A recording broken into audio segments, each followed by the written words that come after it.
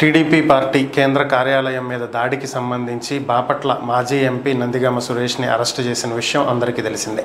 ప్రస్తుతం ఆయన రిమాండ్లో ఉన్నారు. అయితే ఆయన బెయిల్ కావాలంటూ ఏపీ హైకోర్టుని ఆశ్రయించడం జరిగింది. ఈ నేపథ్యంలోనే నిన్న దీని మీద విచారణ జరగటం, ఈ విచారణలో పోలీసుల తరపున సిద్ధార్థ లూత్రా తన వాదనలు వినిపించారు. అలాగే నందిగామ సురేష్ తరపున పొన్నవోలు సుధాకర్ రెడ్డి వాదనలు వినిపించడం జరిగింది. దర్యాప్తు కీలక దశలో ఉందని, ఇటువంటి సమయంలో నిందితుడికి బెయిల్ ఇచ్చినట్లయితే సాక్ష్యాలు తారుమారయ్యేటువంటి అవకాశం ఉందని, కాబట్టి బెయిల్ ఇవ్వద్దు అంటూ పోలీసుల తరపున న్యాయవాదులు వాదించడం జరిగింది. అలాగే ఘటన జరిగినటువంటి సమయంలో నందిగామ సురేష్ అక్కడే ఉన్నాడని, దానికి సంబంధించినటువంటి ఆధారాలు ఉన్నాయని, ప్రత్యక్ష సాక్షులు ఉన్నారని, అలాగే మరికొంతమంది సహనిందితులు వాంగ్మూలం కూడా ఇవ్వటం జరిగిందని, ఆయన ఫోన్ని పోలీసులకు అందించాలని చెప్పి ఎన్నిసార్లు అడిగినా ఆయన ఫోన్ని మాత్రం ఇవ్వట్లేదని, ఈ ఫోన్ ఇచ్చేలాగా ఆదేశాలు ఇవ్వాలంటూ వారు కోర్టుకి తెలియజేయటం జరిగింది.